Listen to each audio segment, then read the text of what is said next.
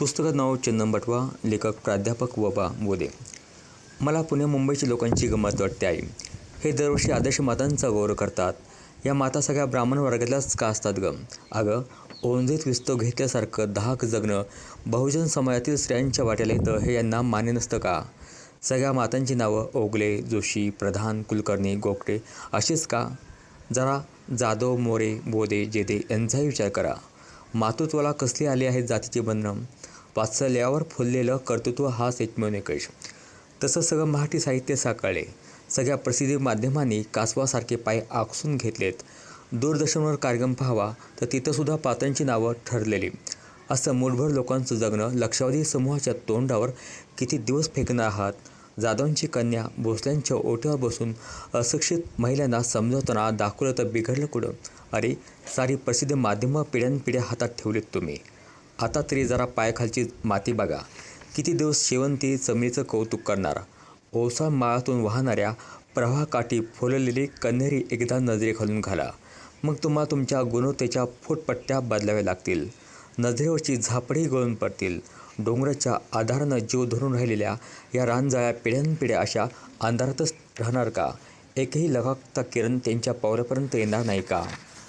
आई, सगळं गाव तुला आदर्श आई म्हणून ओळखायचं. माणसानं आपलं काम करत राहावं, दुसऱ्याला त्याचं काम करून द्यावं, हा कर्मयोग तूच आम्हाला शिकवलास. तू कधी कोणाच्या घरी जाऊन गप्पा मारल्या नाहीत की कोणाच्या खाजगी चौकशीत गुंतली नाहीस. कष्ट करून मिळतो तोच आपला पैसा आणि आपल्या चुलीवर शिजते तेच आपलं अन्न हे तू अचूक ओळखलं होतंस. तू पंतुजीसारखी छडी हातात घेऊन आम्हाला कधी शिकवलं नाहीस. जे शिकवलं ते अनुभवातून, पांढरपेशा कादंबरीकारांच्या कादंबरी लेखनातून आदर्शवादी संसाराची चित्रणं आढळतात. त्यातील काय अनुभव आधीच आमच्या वाट्याला आले होते. आईला दळण देऊ लागणारा साने गुरुजींचा श्याम फार उशीर भेटला. आम्ही तुला 1958-59 मध्येच दळण देऊ लागायचो. हा प्रकार चांगला 63-64 पर्यंत चालू होता. साहित्यात भेटणाऱ्या पात्रांची दुःख मला तुझ्या दुःखापुढे आळणी वाटत. हे लोक एकमेकांची तळी उचलून एकमेकांना मोठं करतायत असं आजही वाटतं. आई, तुझ्या मूर्तीनंतरचे सगळे विधी मी व्यवस्थित पार पाडले. धार प्रकाशनं धरली. त्याच्या हातून सारे विधी झाले. त्या दोघांनी तुझ्यासाठी डोळी दिली, मी नाही दिली. 4 माणसांमध्ये केस धरणं माझ्या मनाला पटणारं नव्हतं. मी तसं तुला आधीच सांगितलं होतं. तुला सांगतो आई, माझ्यासाठी माझ्या पोरांनीही आपली डोळी देऊ नये. उपद्रव न होणारे विधी करण्याबाबत माझी तक्रार नाही, पण आपली बुद्धी घाण ठेवायची वेळ सहसा न यावी. 3रा, 10वा, 13वा आणि 14वा सगळे विधी केले. सारी नातेवाईक आले नाही फक्त आत्या, बापूंची रक्ताची बहीण. भावाच्या मृत्यूआधीच आत्या हजर होती. तुझ्या वेळी मात्र शेवटपर्यंत ती आजाराचं निमित्त करून यायचं टाळत होती. अगं आई, तू वाढल्यानंतर पहिला फोन आत्याला गेला. माझी श्रद्धा होती आत्यावर. माझ्या आत्मचरित्रात मी लिहिले, आई, लोक म्हणतात आई मरो नि मावशी जगो. मी म्हणतो आई मरो नि आत्या जगो. तिच्यावर माझी एवढी श्रद्धा ती आत्या आली नाही. धाकट्या विजयला पाठवलं तिनं.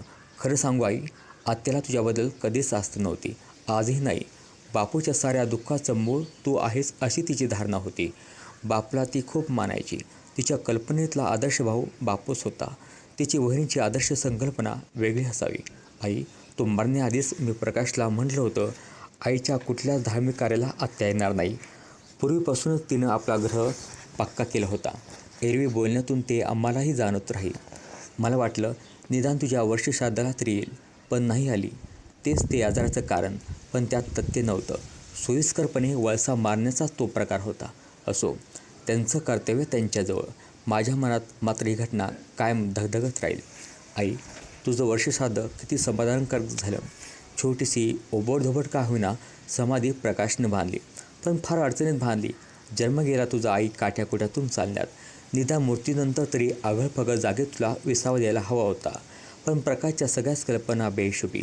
श्राद्धाच्या आदल्या रात्री समाधी बांधायचं काम तो करत होता. काय बोलायचं या माणसाला. कनिष्ठ महाविद्यालयाचा सलग 42 दिवस संप चालू होता. तर यानं काय केलं? एवढ्या दिवसात एखादं मंदिर उभं राहिलं असतं. साधी एकही फेरी तुझ्या समाधीभोवती मारता येणार नाही इतकी अडचण माजली तिथं. ऐसपैस मोकळ्या जागेत सावली गाठून 4 विटा जोडल्या असत्या तरी समाधान वाटलं असतं. धाकटा भाऊही तसाच पाहुण्यासारखा येणार आणि साहेबासारखा जाणार.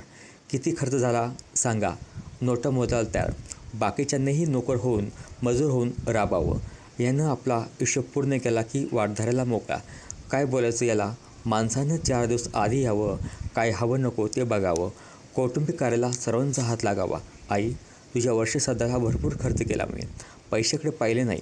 सारी जुळणी आधीच केली होती. आणि हो, तुझ्या मूर्तीनंतरचे 3 विधीसुद्धा मीच व्यवस्थित पार पाडले. तुला माहीत आहे, पैशासाठी अडून बसणारा माणूस मी नाही. 5-7 पुस्तकं लिहिली नाहीत असं समजायचं. केवळ पैशावरून भावाभावात मतभेद होऊ नयेत असं वाटतं. नाहीतरी जमेल तेवढं सहकार्य करतातच की ते. धार्मिक कार्याच्या निमित्तानं तिघा भावांनी एकत्र यायचा हा शेवटचाच प्रसंग. इथून पुढे हे घडेल असं वाटत नाही, घडूही नाही. अंतरावरून का होईना स्नेह कायम राहावा, बंधुत्वाचं नातं चिरंजीव व्हावं. दिल्या घेत्यानं का माणसं मोठी होतात. अडचणीत एकमेकांच्या पाठीशी उभं राहिलं तरी भरपूर झालं. व्यक्तिगत संसारात माणसानं गुंतावं, पण किती गुंतावं याला काही मर्यादा आहे. ज्या समाजात आपण राहतो त्या समाजाचं आपण काही देणे लागतो हे माणसाने विसरू नये. या दोघांचीही पाठ समाजाच्या उलट दिशेला. असं का, याचं उत्तर मला अजूनही कळलं नाही. आपल्या अपयशाचं खापर हे लोक शेजाऱ्यावर फोडतात. मला हे पटत नाही. आपला घाम आपणच गाळावा लागतो. रानसुद्धा मग देवाची बोली बोलू लागतं. आई, प्रकाश काय आणि उत्तम काय या दोघांनाही रानात खपायला नको. 4-2 हजार गुंतून रान हाताशी आणायला नको. नांगरट नको, खत माती नको. बाजरी फिरून घो पाहिजे यांना. रानाची मशागत न करता उत्पन्न हवे यांना. हे कसं जमणार? शेणाची पावटी मिळवायला आधी म्हशीपुढे हिरवा चारा टाकावा लागतो. 1.5-2 एकरचं रान नोकरी ढुंगणाजवळ. काय सांगू आई, चाळातल्या घोंगरासारखं रान मी बोलायला लावलं असतं. उत्तम लांब असल्यानं मी समजू शकतो. प्रकाशला थोडं भांडवल गुंतवायला काय हरकत आहे. पण बिनभांडवली उत्पन्न काढायचा चमत्कार तो करू पाहतोय. करू द्या. प्रयोग करणाऱ्याला अडवणार कोण? आई, तू घरच्या जमिनीत गुंतली होती. रक्त आटून रानाला रूप दिलंस. पण मी मात्र जमिनीतून अंग पूर्णपणे काढून घेतले. गावाचा संबंधही पूर्ण तोडलाय. ज्या वाटेला जायचं नाही त्याची आठवण कशाला? माझ्या मनातलं गाव मी हळू पुसून टाकले. त्या वाटेला पाय आता वळत नाहीत, वळणारही नाहीत. वळावेत असं वाटत नाही. अगं आई, 15-20 दिवसांपूर्वी मी रेहमतपूरला गेलो होतो. तिथं समजलं तुझं घर आता लमान्यांना राहायला दिले. लाईट बिल कुणी भरायचं, पाणीपट्टी घरपट्टी कुणी भागवायची. प्रकाशच्या व्यवहारात हे बसत नाही. उत्तमला सांगायला तो जागेवर नाही. मग प्रकाशने एक लमानी कुटुंबच ठेवले भाडे करू. भाड्याच्या बदल्यात त्यांनी वरील बिलं भागवावे. प्रकाश तसा पक्का व्यवहारी, पैशाचा विचार करणारा. झालं ते बरं झालं. पण आई, मी गेलो नाही गावाकडे. पण घर त्यांनी म्हणे स्वच्छ ठेवले, अंगण सावरले. त्यांची दुसरी शिकणारी पोरगी म्हणे रोज दारात रांगोळी काढते. झाले चांगलंच झालं. आता रोज रात्री घरात दिवा लागतो, चूल पेटते, अन्न शिजतं. कोण अन्नपूर्णेची चुलीपुढं हालचाल होते. आपल्यासारखीच कष्ट करणारी माणसं तिथे राहतात हेच समाधान. खरं म्हणजे तुझी वास्तू तशीच राहायला हवी होती. पण माणसं राजवाड्यांची हॉटेल्स काढतात. मग आपण तरी या बदलत्या काळात मागं का राहावं? कोणी लबाडानं येऊन तुझ्या घराचा ताबा घेणं तुला पटलं नसतं. हातात खुरपं, टिकाव, घमेलं घेणारीच ही माणसं आहेत. कुठल्या परक्या मुलकातनं आलेले. चला, झाले चांगलं झालं. केव्हा घरी गेलोस तर आता घराचं दार उघडं असेल. तुझं रूप घेऊन कुणी माऊली हातावर पाण्याचा तांब्या ठेवेल. विझलेली चूल पुन्हा धगधगेल. मागील नारळाचं झाड हाक मारेल. झावळ्या सळसळतील. जत्रा गाठून का होईना पोर आलीत याचा आनंद व्यक्त करतील.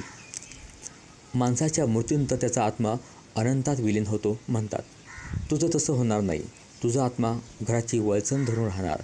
डोळे सतत उघडे, आले गेल्याचा अंदाज बांधणारे. आई, तुझा आत्मा स्वयंपाकघरात घोडत राहील. गाडग्या मडक्यात डोकावेल. नारळाच्या झाडाखाली रेंगाळेल. नारळाचं एक फळ तरी तू स्वतःसाठी खाल्लं होतंस का? सारे नारळ पोरांसाठी साठवून ठेवायचेस. वादळ सुटलं की तुझं सगळं लक्ष नारळाच्या झाडावर. पडला नारळ की पोत्यात साठवायचीस. लिंबोणीला जपायचीस. केळीला पाणी घालायचीस. कपाशीचा कापूस तुला वर्षभर पुरायचा. सुनांनाही द्यायचीस. आई, सगळं तसंच जागं आहे. पाणी तापवायच्या बंबाची तोटी मात्र मोडली. सगळी भांडी पिंपात घालून ठेवलीत. सगळा देव्हारा रेहमतपूरला गेलाय. मी आणलेली आधुनिक बनावटीची चूल जागेवरच आहे. नव्या घराला तडे गेलेत. सगळं डासणं हळूहळू. दुरुस्त करायला झालं आई, ते मलाच करावं लागेल. हे दोघंही कागदी घोडे नाचणारे. त्यापेक्षा नकोच ते. आई, मी पुन्हा गावाकडच्या घरात गुंतायला मागत नाही.